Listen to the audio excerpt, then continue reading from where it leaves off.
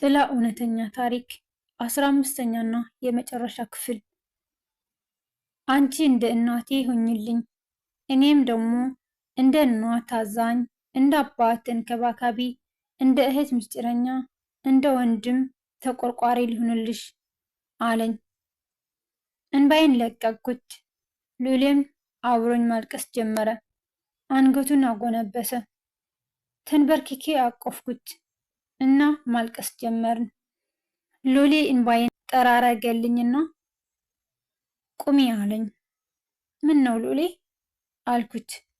የኔ ቆንጆ፣ የኔ የዋህ፣ የኔ ሁሉም ነገር፣ ዘላለም አብረሽኝ ትሆኛለሽ፣ አንድ አካሌ ትሆኛለሽ፣ በአጠቃላይ ታገብኛለሽ ልዕልቴ አለኝ።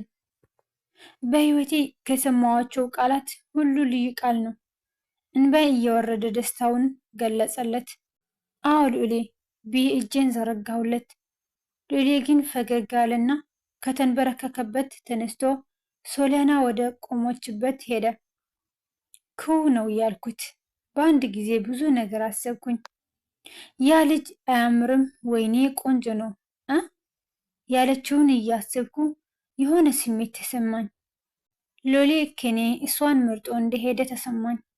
ሎሌ ግን ሶሊያናን አልፎ የኪዳነ ምሕረት ቤተ ክርስቲያን አስተዳዳሪ የሆኑት የአባቴ ጓደኛ የሆኑት አንድ አባት ጋር ሄደ።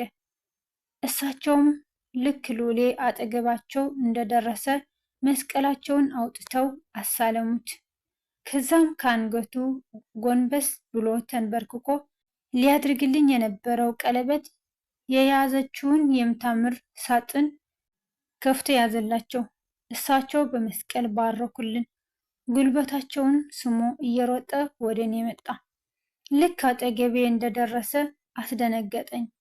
አስደነገጥከኝ እኮ ሉሌ አልኩት። እያለቀስኩ ነበር። እሱም እንባዬን እየጠራረገ አስባርከን ከገባንበት የተባረከ ትዳር ነው የሚኖረን ልዕልት አለኝ ፈገግ ብሎ። አሁን ዝግጁ ነሽ አለኝ። አዎ ግን መቆም ያቃተኝ ነው አባ አልኩት አይን አይኑን እያየሁት። ከዛም ቁጥብ ፈገግታ ለገሰልኝና ድጋሜ ተንበርክኮ ታገበኛለሽ ልዕልቴ አለኝ። አዎ አልኩትና እጄን ዘረጋሁለት። እንደ ሴት እንባው ሲፈስ አየሁት። ከዛን የቀለበት ጣቴ ላይ ያደረገልኝና እጄን ስሞ ከተንበረከከበት ተነስቶ አቀፈኝ። የሱ ጓደኞች ግቢውን በፍጩት አቃለጡት። የሰፈር ሰዎች ያጨበጭባሉ። እኔና ሉሌ ተቃቅፈን እናለቅሳለን። ብቻ ምን ልበላችሁ፣ ለዘላለም የማንረሳው ቀን ነው። ለብዙ ደቂቃ ተለቃቅሰን ስንጨርስ ሉሌ የኔን እንባ ጠራረገልኝና የራሱን ጠረገ። ከዛን ወደ አባባና ወንድሜ ስዞር ወንድሜ አባባን አቅፎ እያለቀሰ ነው። አባባን ፊታቸውን በእጃቸው ሸፍነው እያለቀሱ ነበር። ሉሌን እዛው ትቼው ቀለበቱን የባረኩልን አባት ጋር ሂጄ ተሳለምኩኝና ጉልበታቸውን ስሜ ወደ አባባ ጋር ሂጄ ጉልበታቸውን ልስም ስል ፈጠን ብለው አነሱኝና አቀፉኝ። በጣም ደስ ብሎኛል። የማርያሜ ፈጣሪ ባረክሽ። ልጄን ሆኖ ማየት የምፈልገውን ግማሹን እንዳይሆን ነው የተሰማኝ። የልቤን እንዳሳካሽልኝ አንቺም የልብሽ መሻት በሙሉ ይደረግልሽ። አሜን አባባ፣ በጣም ደስ ብሎኛል። እኔም ለቁም ነገር የበቃሁ ያክል ነው የተሰማኝ። አባቴ ኑሮ ይህን ቢያይ በጣም ደስ ይለኝ ነበር፣ ግን ደግሞ እናንተ ስላላችሁ በጣም ነው ደስ ያለኝ። እንደ አባቴ ነው የማያት። ልጆትንም አምነውብኝ ለእኔ ስለሰጡኝ አመሰግናለሁ። ከልጄ ለይቼ አላይሽም፣ ግን ልጄ ግን ምን አባባ ቀለበት አስሮ ዓመት 2 ዓመት እንደሚቆዩት ሴቶች እንዳትሆኝ አሉኝ። አልሆንም አባባ፣ እኔም ቶሎ ማግባት ይሻለኛል። ከፈለጉ አሁንም ሉሌን ልጠራውና አሁኑን እንጋባ አልኳቸውና እንባዬን ጠራርጌ፣ ግን አባባ አንድ ጥያቄ ልጠይቃችሁ። መብትሽ ነው ልጄ ጠይቅኝ። ሉሌ ከሚመኙት ግማሹን ካዩ ግማሹስ ምንድን ነው አልኳቸው። ፈገግ አሉና ያው ልጄ በህይወት እያለው ማየት የምፈልገው ነገር ቢኖር የልጅ ልጅ ነው። ልጄ ትዳር በልጅ ሲባረክ ደስ ይላል። ልጅ ትዳርን ያደምቃል፣ ያፋቅራል። በልጅ ይባርካችሁ ልጄ። አደራሽን ሳልሞት የአያትነትን ማዕረግ እንዳይ አድርጊኝ አሉኝ ስስት ባለፊት። የዛሬ ዓመት የወንድ ልጅ አያት ይሆናሉ አልኳቸው። ምን ተማምኜ እንደሆነ ባላቅም አባባም ከትከት ብለው ሳቁብኝ። በመሃል ወንድሜ እህቴ እኔን እቀፍኝ እንጂ አለኝ። ና የኔ ኩራት ብዬ እቅፍ አደረግኩት። እህቴ መቼ ነው የምትጋቡት? ቶሎ አግቢሽ አለኝ። እንዳታስብ ወንድሜ፣ በቅርቡ እንጋባለን። የመጀመሪያ ሚዜ አንተ ነህ። እሺ የኔ ህይወት ብዬ ግንባሩን ሳምኩት። ዛሬ ትልቅ የልብ ልብ ተሰማኝ መሰለኝ። ከሁሉም ፊት ቆምኩኝና በረጅሙ ተንፍሼ ይቅርታ አንድ ያዳምጡኝ አልኩኝ። ሁሉም በአንድ ጊዜ ጸጥ አሉ። ምን ልትል ነው በሚል አስተያየት ማየት ጀመሩ። ሉሌም በግርምት እያየኝ ነበር። ወደ እኔ መጣ። ምን ነው ልዕልት አለኝ። ቀና ብዬ አየሁትና ፈገግታን ብቻ ለግሼ ወደ ሰዎች ዞሬ አንድ የምነግራችሁ ነገር አለ። ምን መሰላችሁ? ረጅም ትንፋሽ ተነፈስኩት። ሉሌ ማለት ለእኔ የእናቴ የአባቴ ምትክ ነው። የብቸኝነቴ ማስረሻ ነው። የሐዘኔ መርሻ፣ የደስታዬ ምንጭ ነው። በህይወት የመቆየቴ ምክንያት ነው።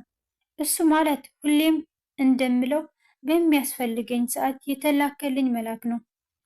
ብቻ ሁሉ ነገሬ ነው። እናም እስካሁን እንዳያችሁት ሉሌ የጋብቻ ጥያቄ አቅርቦልኛል። እኔም ተቀብየዋለሁ።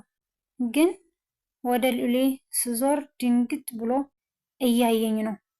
ከዚህ በላይ ብዙ ከማስጨንቀው ብዬ ግን ደግሞ ይሄ ቀለበት ብቻ ነው። ስለዚህ ሉሌ ምርጫሽ ምርጫዬ ስለሚለኝ በራሴ ምርጫና ፍቃድ የካቲት 11 ቀን እንደምታውቁት የፍቅረኛሞች ቀን ነው። እኛም ፍቅር አሸንፎናል። እኔና ሉሌ የተዋወቅነው ያለፈው ዓመት መጋቢት 11 ነው። ግን እስከዛ እንድንቆይ አባባ ስለማይፈልጉ የካቲት 11 ቀን ሰርግ ይኖራል። አባባ ይሄን ማድረግ አይከብዳቸውም። ቀለል ያለ ሰርግ ይኖራል። በመጀመሪያ ኪዳነ ምሕረት ቤተክርስቲያን ነው የሚሆነው። ከዛን እዚህ ግቢ ውስጥ ፕሮግራም ይኖረናል። በዚህ አጋጣሚ ሁላችሁ እንዳትቀሩ አልካቸው። ህዝቡ እንዳለ በእልልታ አቀለጡት።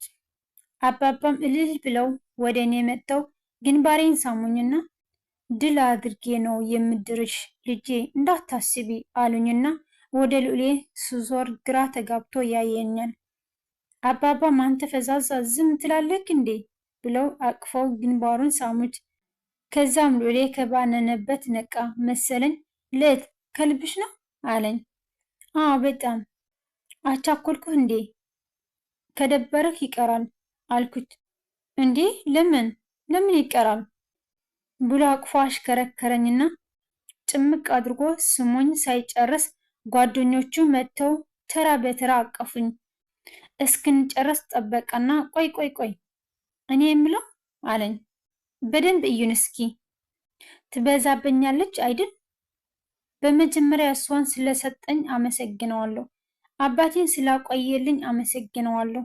በልዕልት ምክንያትም ቢሆን እናንተን በመተዋወቄ ደስ ብሎኛል። አክብራችኋለሁ። ስለመጣችሁም አመሰግናለሁ። እንግዲህ ስለ ልዕልት ከኔ በላይ እናንተ ልታውቃት ትችላላችሁ። ሁሉን አሟልቶ የሰጠው ናት። እናም ለእሷ ባይመጥናትም ለልዕልት አንድ ስጦታ አለኝ አለ። ሁሉም ማጨብጨብ ጀመሩ። ዓይንሽን ጨፍኝ አለኝ። ምንም አልተናገርኩም ነበር። ጨፈንኩኝና ሀብል ሊሰጠኝ ነው ብዬ ማሰብ ጀመርኩኝ። ግለጪ ያለኝና ራሴን ልስት ነበር።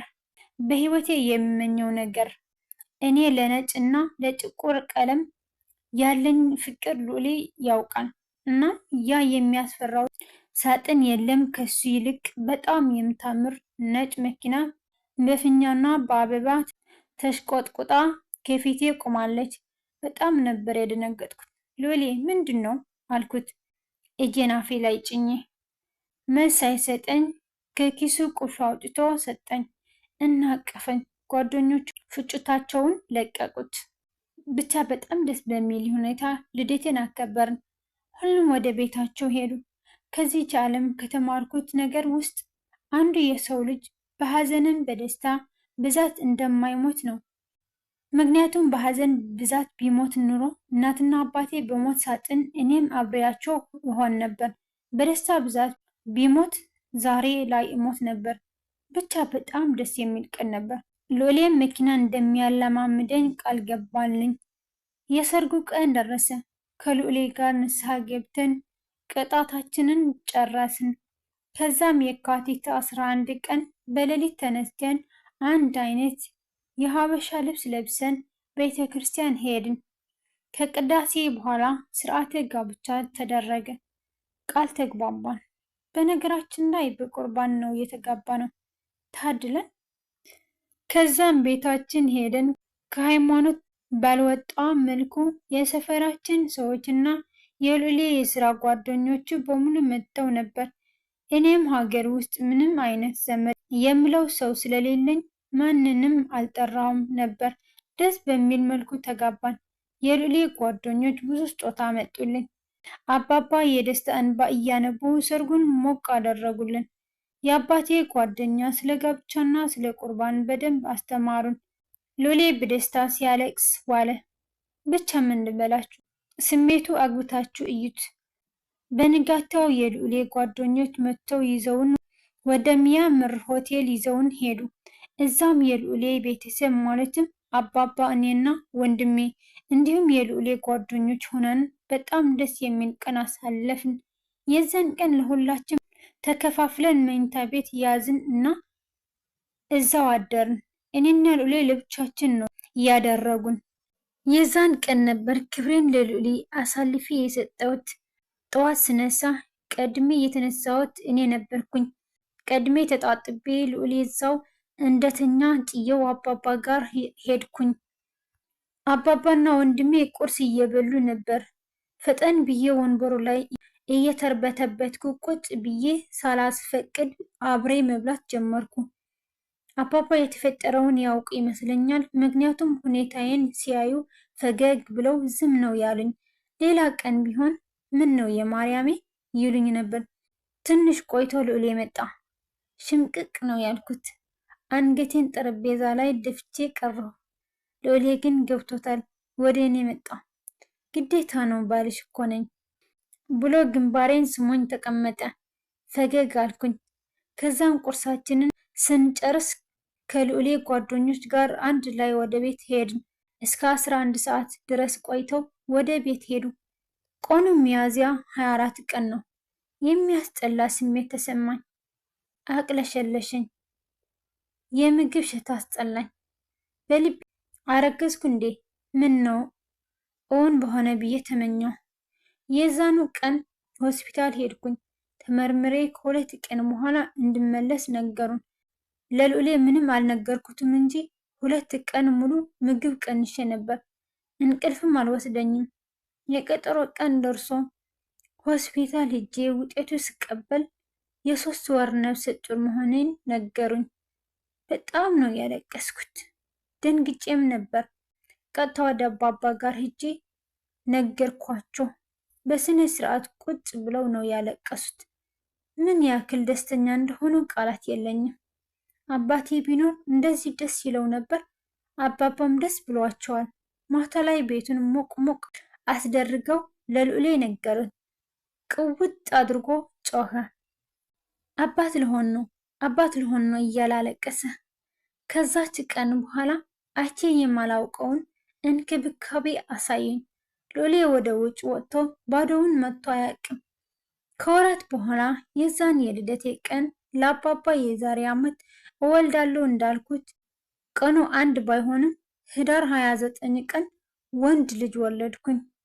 ልዑሌ እንደ እናት ገንፎ እየሰራ አረሰኝ።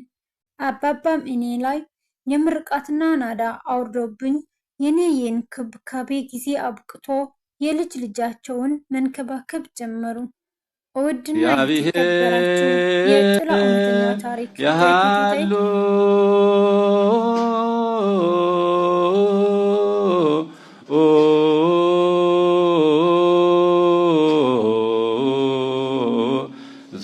ኩልክሙ